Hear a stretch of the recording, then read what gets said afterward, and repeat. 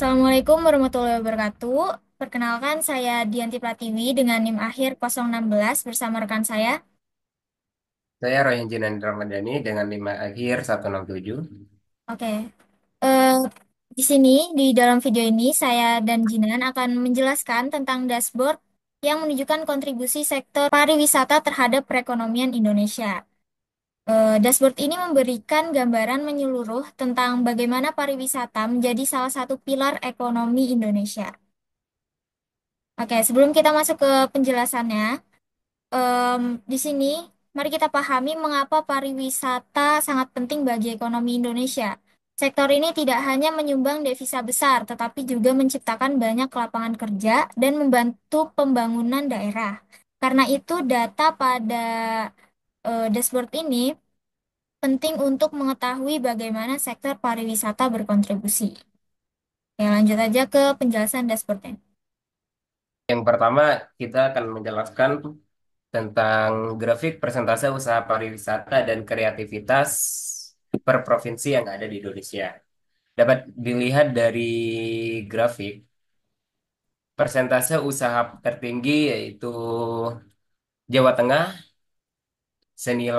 dengan nilai 13,62%, disusul Jawa Timur dengan nilai 13,39% dan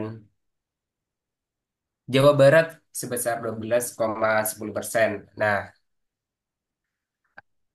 sementara nilai terendah yaitu Provinsi Kalimantan Utara sebesar 0,55%. Oke, Lanjut penjelasan. selanjutnya eh, kita lihat di sini ada jumlah pengunjung wisatawan di setiap provinsi. Jadi untuk yang tertinggi itu rata-rata ada di Provinsi Jawa Timur dengan rata-rata 18.208.218.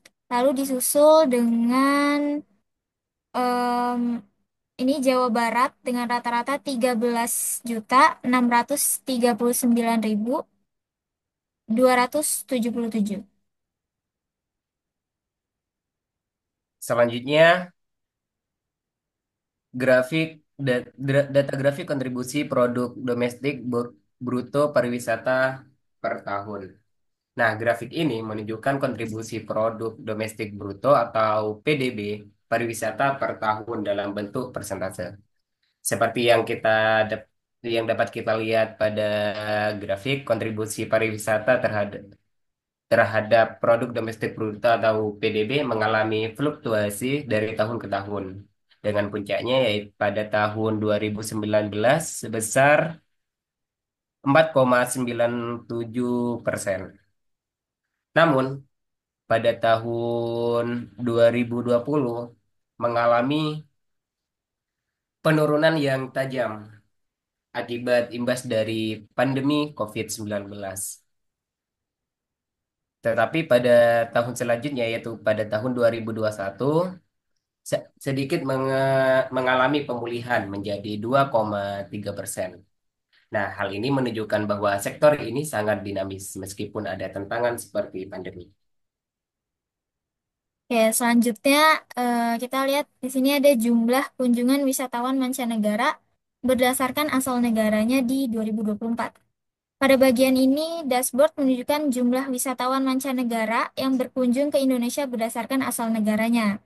Negara-negara seperti sini ada Malaysia itu menjadi penyumbang terbesar wisatawan dengan rata-rata 188.298 orang yang pergi ke Indonesia. Informasi ini penting untuk menyusun strategi pemasaran wisatawan ke negara-negara tersebut.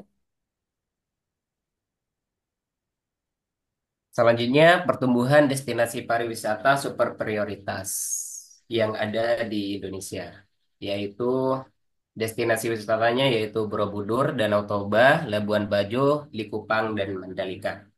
Nah, pertumbuhan destinasi pariwisata paling besar yakni Labuan Bajo dengan nilai 18,77%, disusul oleh Likupang 16,54%, Selanjutnya Danau Toba dengan 11,61%. Setelah itu Borobudur sebesar 9,55% dan yang terkecil yaitu Mandalika sebesar 0,35%. Oke, selanjutnya ini ada profil usaha akomodasi. Di sini kita ambil sampel Labuan Bajo, Likupang, Borobudur, Mandalika, dan Danau Toba. Nah, kita bisa melihat jumlah usaha, rata-rata balas jasa usaha, rata-rata pendapatan, dan rata-rata pengeluaran. Nah, di sini untuk rata-rata pendapatan yang tertinggi ada di Labuan Bajo, yaitu 9.331 juta. Lalu disusul dengan Likupang, yaitu 4.033 juta.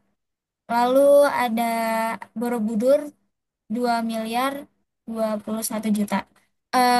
Untuk balas jasa usaha itu tertinggi dipegang Likupang dengan 981 juta. Lalu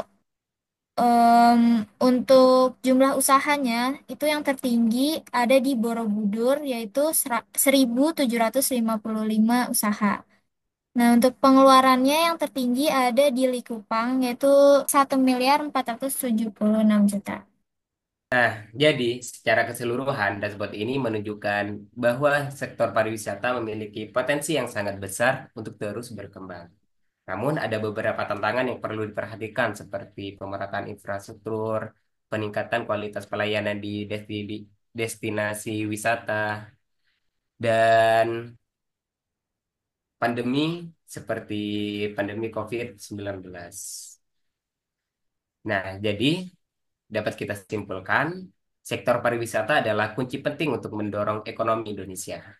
Melalui data di dashboard ini, kita dapat memahami area mana yang membutuhkan perhatian yang lebih. Akhir kata, terima kasih telah menyaksikan video ini. Semoga informasi yang kami sampaikan bermanfaat. Kurang lebihnya mohon maaf. Assalamualaikum Wassalamualaikum warahmatullahi warahmatullahi wabarakatuh. wabarakatuh.